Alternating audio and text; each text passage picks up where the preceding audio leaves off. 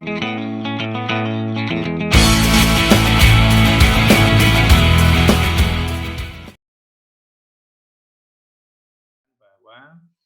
tujuan mulia dari adik-adik berada di prodi pendidikan ekonomi, terutama di FKIP, itu adalah akan didesain ya, atau istilahnya itu capaian pembelajarannya itu pada kompetensi ingin menjadi guru yang profesional. Jadi capaian pembelajarannya nanti adalah adik-adik didesain, diformat ya, atau diprogram menjadi guru yang profesional ya.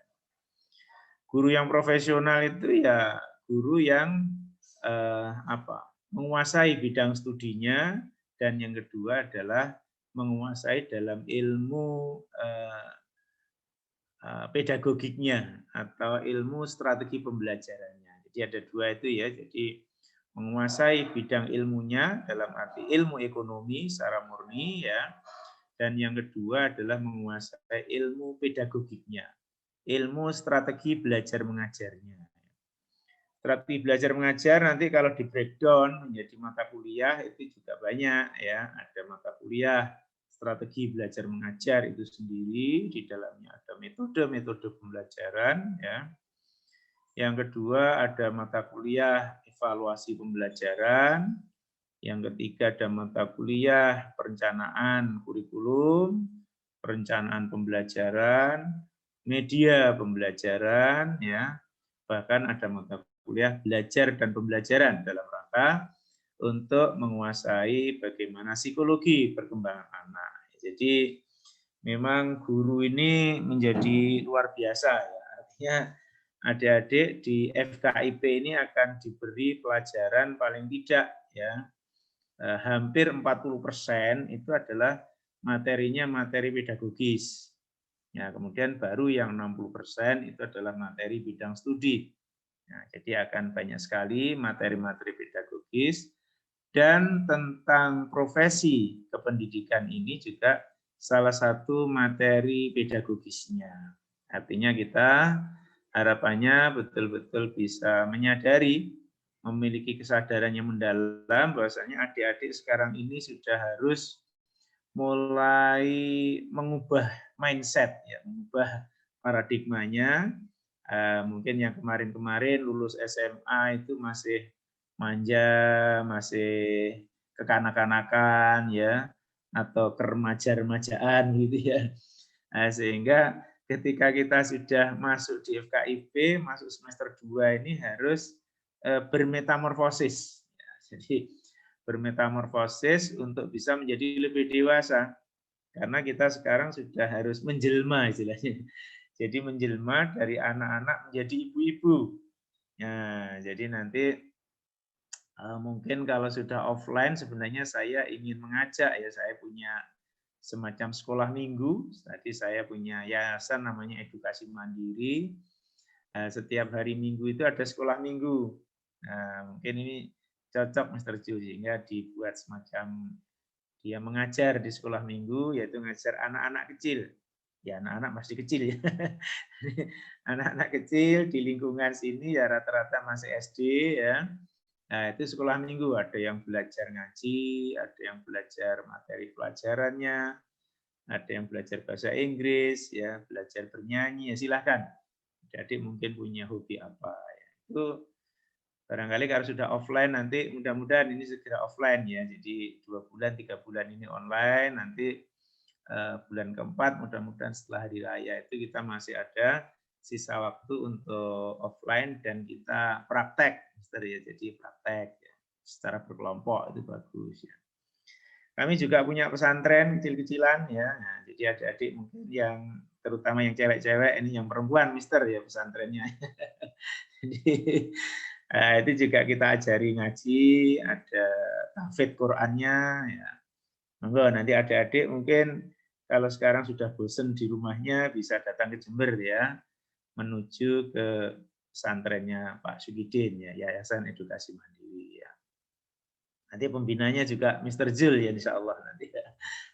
Ini masih dalam tahap rintisan, jadi sudah ada beberapa mahasiswa yang ikut. Juga untuk yang cowok-cowok itu biasanya langsung nempel di musola gitu ya.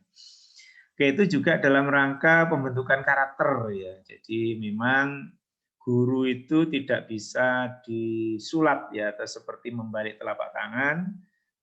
Sekarang ingin jadi guru, besok sudah bisa jadi guru. Ya. Jadi guru itu proses transformasi. Transformasinya banyak sekali ya.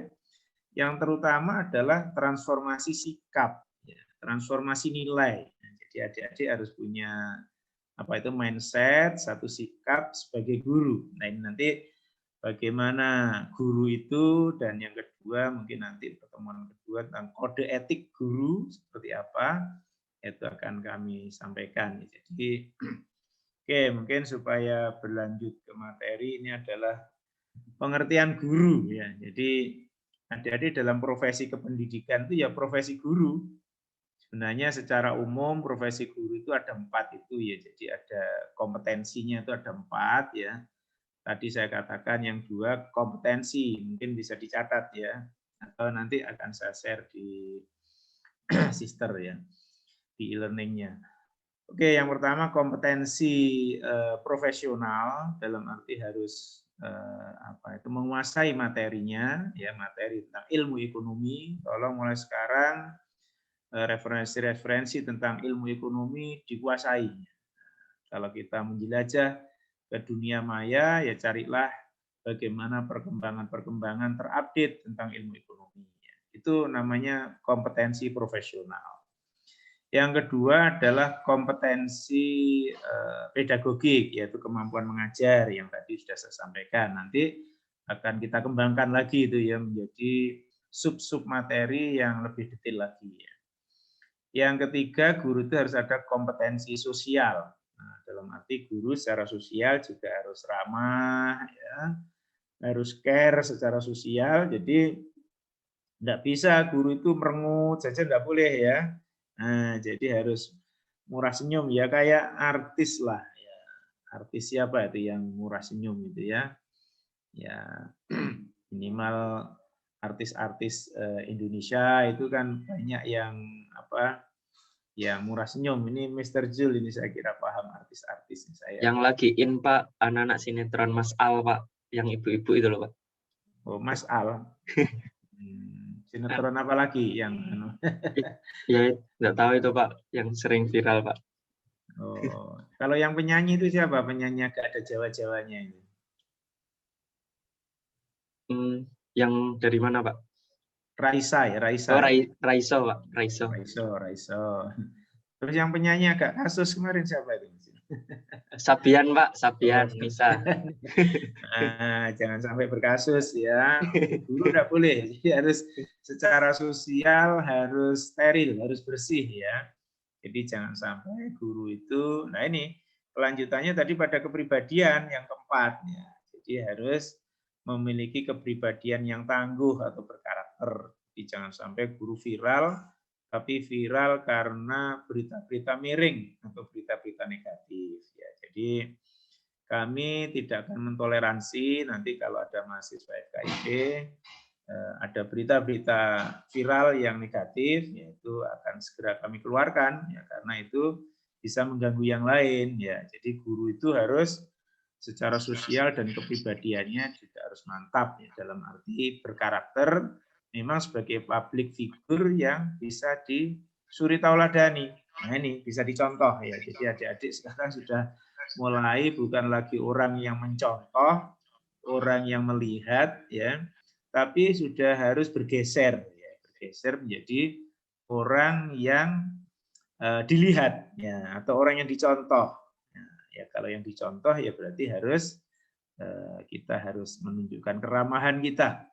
Ya, harus menunjukkan kita itu empati kepada orang lain ya. Ini memang tidak serta-merta ya. Jadi dari lulusan SMA itu perlu diproses, maka dari itu perlu waktu 4 tahun ya untuk mengolah sehingga menjadi berkarakter itu ya. Oke, jadi guru ini harus punya kemampuan menata dan mengolah kelas yang pertama ya. Jadi mau tidak mau guru ini harus di depan kelas.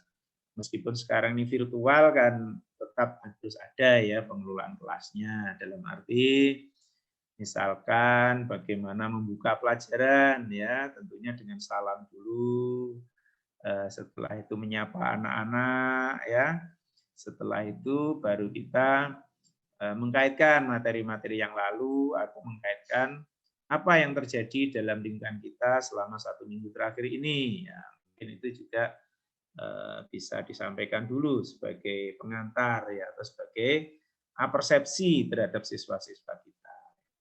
Baru setelah pengantar itu kita masuk dalam materi pelajaran. Setelah materi pelajaran, metodenya juga jangan hanya metode tunggal ya, tapi harus metode yang bervariasi. Jadi nanti itu akan bisa kita terapkan ketika offline. Kalau online memang yang interaktif ya mungkin pakai video-video pembelajaran. Nah, tapi ini kan hanya langkah-langkah ketika masa darurat ya kita. Jadi kita ini sekarang itu betul-betul masa darurat ya, sehingga memang mau tidak mau, suka tidak suka ya ini yang harus kita pakai sementara waktu. Jadi yang jelas kita akan lebih efektif secara offline ya, atau mungkin kita nanti campuran ya, sehingga begitu kita penerapan atau kita simulasi ya kita harus pakai offline, karena disitulah muncul interaksi ya. Bagaimana interaksi itu kan body language itu kan juga akan bisa kita rasakan ya.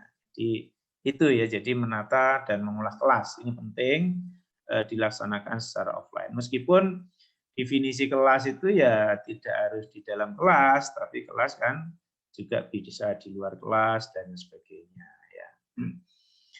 Oke, kemudian guru ini yang terpenting ini ya, terkait dengan sikap atau pembentukan karakter ya.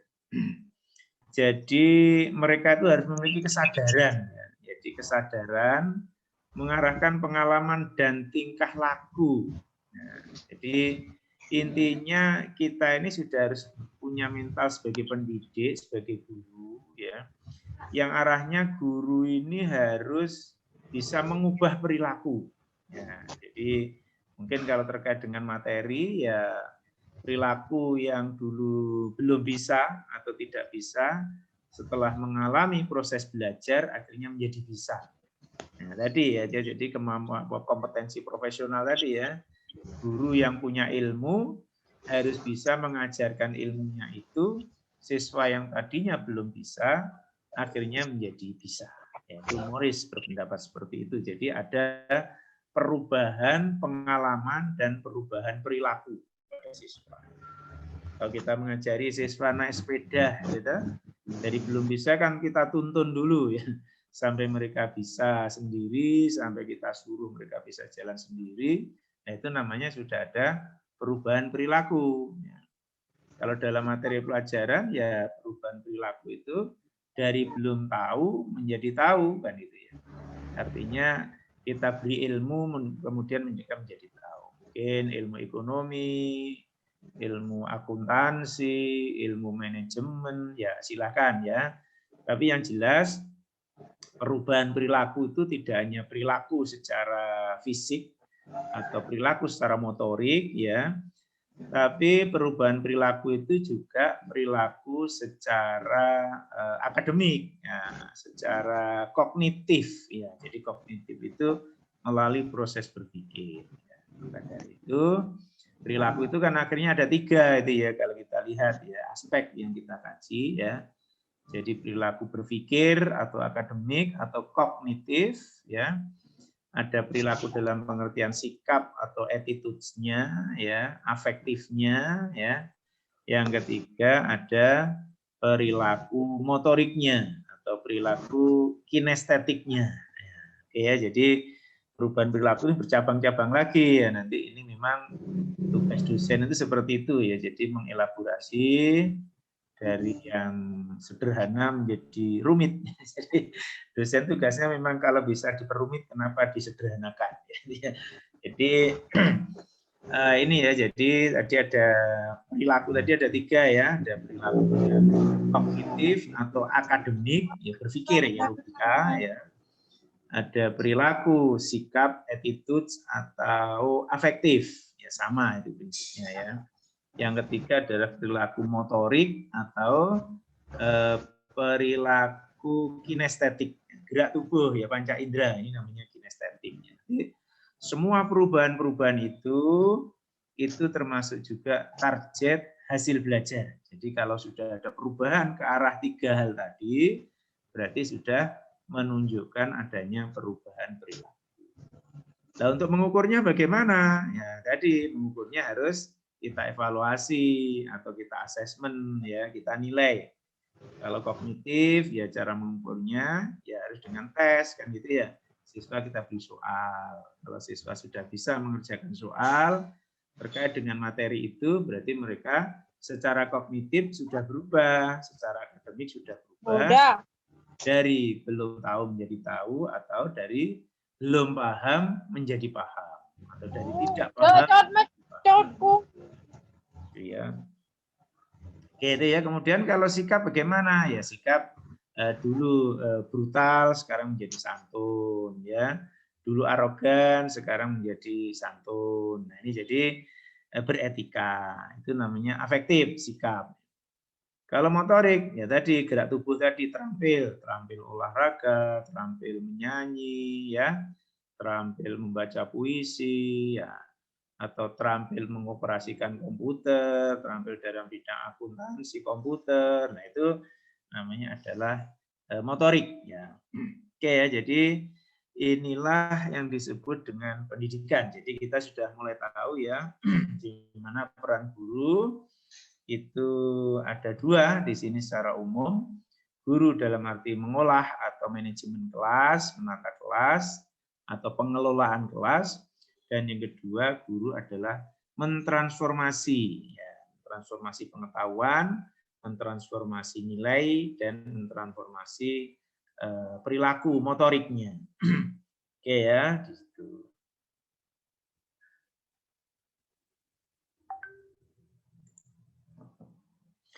Jadi guru ini adalah, nah ini berarti Anda sekarang harus bermetamorfosis tadi ya, jadi harus menjelma ya. Jadi kalau kemarin mungkin masih kanak-kanak, nggak apa-apa, ini semester 2 harus sudah menjadi orang dewasa.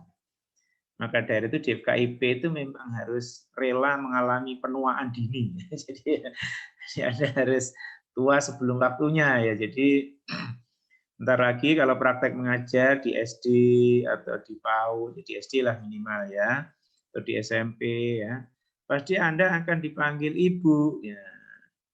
Nah ini Bu, bagaimana Bu? Nah, jadi Anda harus apa? Menerima dengan kerelaan ya panggilan baru itu. Ya, jadi Anda sudah menjadi Ibu. Jadi seperti pengalaman di tempat kami itu, Yayasan Edukasi Mandiri itu, adik-adik mahasiswa terutama yang dari PE ya, ketika di sana langsung disambut dengan Ibu datang, gitu. Ibu ya. Jadi jangan tersinggung, jangan marah ya, jangan merasa tua ya. Kalau dipanggil Ibu, itu adalah konsekuensi. Jadi konsekuensi ya. Jadi Bu Guru atau mungkin sekarang ada istilah lagi Mbak Guru. Enggak apa-apa lah. Tapi yang benar ya Bu Guru karena biar marwahnya itu akan muncul kalau di situ ya. Jadi guru itu adalah orang dewasa. Nah, jadi yang secara sadar harus bertanggung jawab. Nah, jadi tidak bisa lagi ini kita lakukan secara serampangan, kita lakukan dengan santai-santai. Ya, jadi harus kita sebagai orang dewasa yang bertanggung jawab, mendidik, mengajar, dan membimbing. Jadi ada 3. Jadi kalau kita mengajar itu adalah materinya, ya. Tapi kalau mendidik itu nilainya. Betul-betul mempersiapkan diri ya dengan alat yang namanya RPP. Nah, atau kalau kita kemas silabus dan RPP. Nah, itu senjatanya guru ya, atau kitab sucinya guru nantinya. Oke, jadi guru yang profesional atau di sini ada profesi kependidikan itu ya, guru harus membuat rancangan pembelajaran atau RPP yang disiapkan untuk tiap kali pertemuan, apa saja yang disiapkan. Jadi tidak semaunya, jadi harus mengikuti naskah. Ya, jadi kalau kita punya ada film itu, sinetron itu kan pasti mengikuti naskah. Ya. Jadi naskahnya seperti apa, RPP-nya seperti apa. Ya, oke, kita mengikuti RPP itu. Jadi kelas ini diisi oleh guru siapapun, ya sudah ada RPP-nya. Jadi itu ya mudahnya seperti itu. Jadi sehingga target pembelajaran atau tadi capaian pembelajaran itu bisa kita raih ya. Tadi sudah menata mengelola kelas ya. Akhirnya dapat mencapai kedewasaan ya. Guru sebagai proses pendidikan, artinya siswa pun juga siswa yang dewasa dalam pengertian mampu memahami materinya, dan yang kedua mampu mengubah perilakunya. Gitu ya. Oke, dari sini ada yang ditanyakan mungkin pengalaman-pengalaman adik-adik. Ini coba Febri ini dari mana Febri? Saya dari Bondowoso, Pak. Loh, Febri kok laki-laki? Febri ada 3, Pak. Oh, ada 3. Oh, Febri yang Bondowoso. Coba, yang Febri perempuan dari mana nih yang nampak? Dari Jember, Pak. Oh, Jember. Nggih. Ya. Sela. Nggih, Pak. Dari mana kalau Sela? Dari Jember, Pak. Oh, Jember semua ya. Pipin.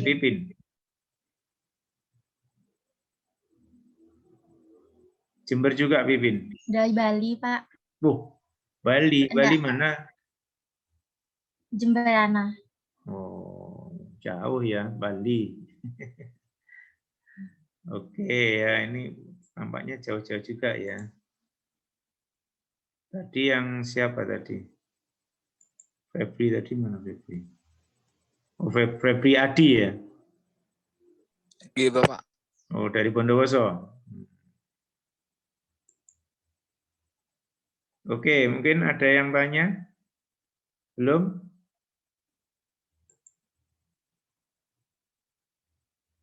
Ya, oke ya, saya lanjutkan sedikit lagi ya.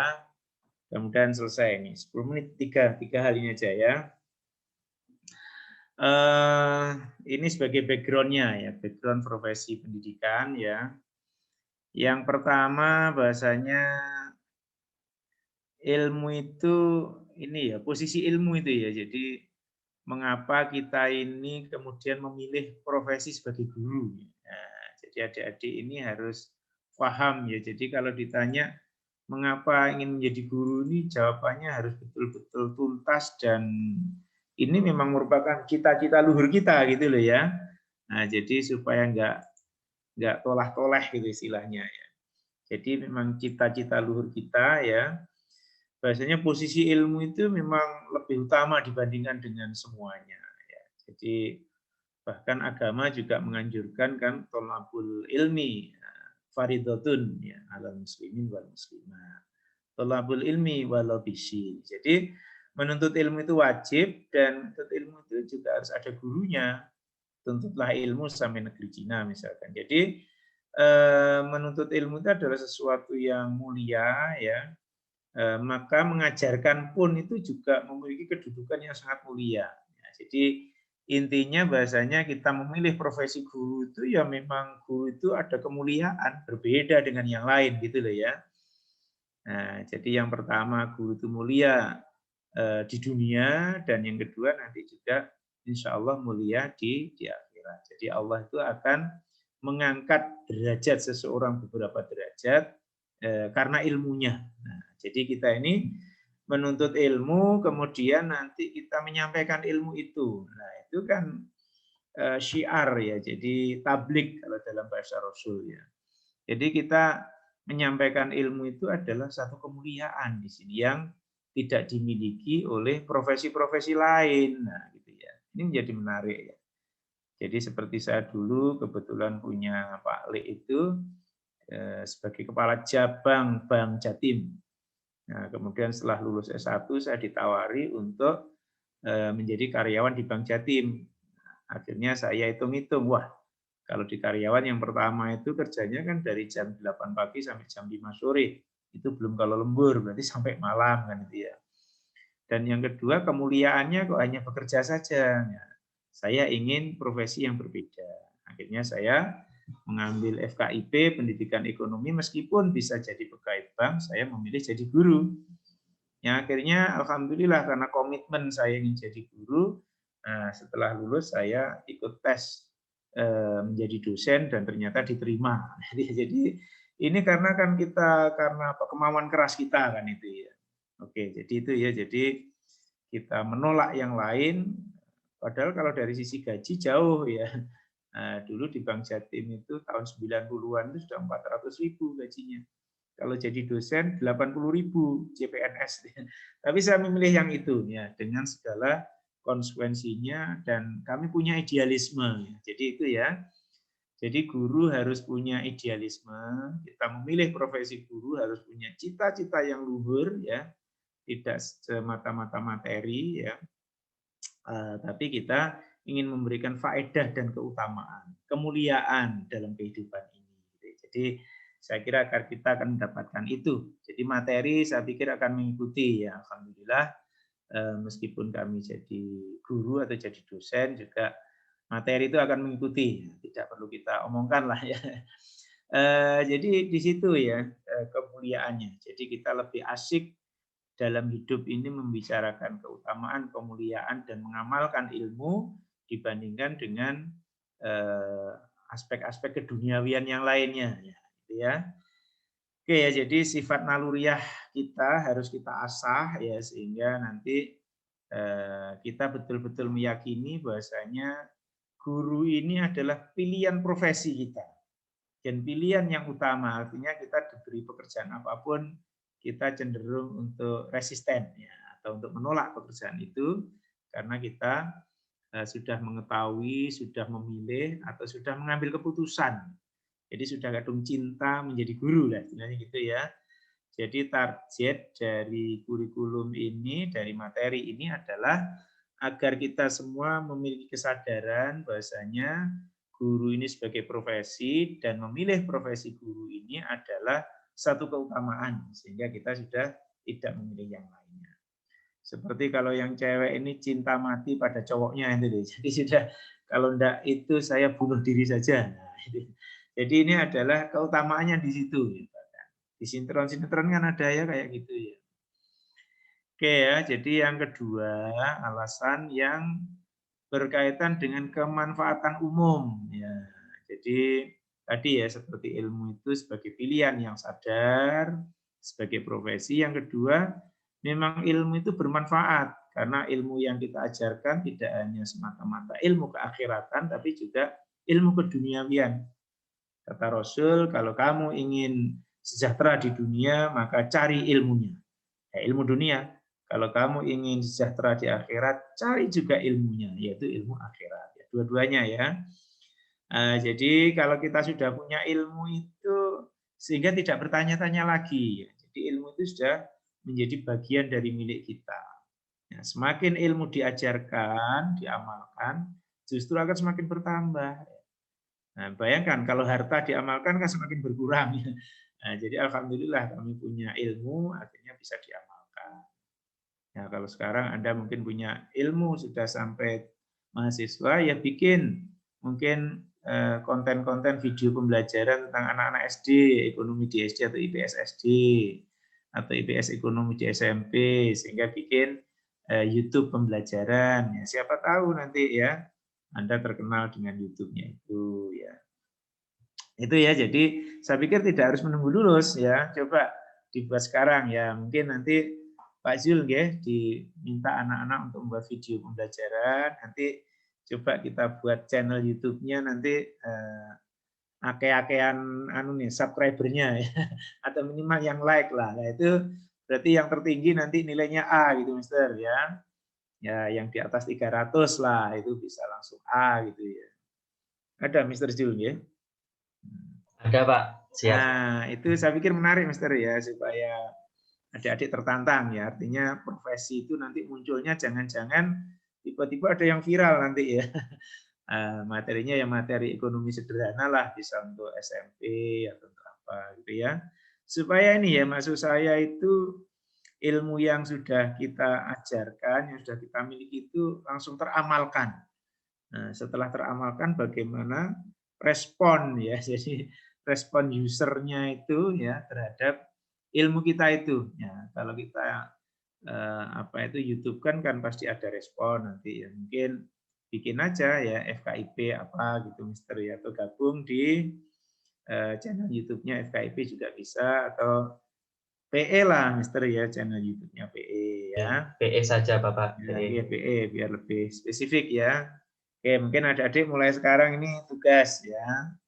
Tugas ya, insya Allah nanti pertemuan kelima sudah jadi gitu ya. Masa 5 minggu nggak jadi. Oke, yang terakhir yaitu alasan yang berhubungan dengan unsur yang dikerjakan. Jadi ilmu itu guru itu memang tidak hanya semata-mata fisik ya, tapi sudah terkait dengan hati nurani ya. Jadi hati nurani sehingga berhubungan juga dengan hati dan jiwa manusia.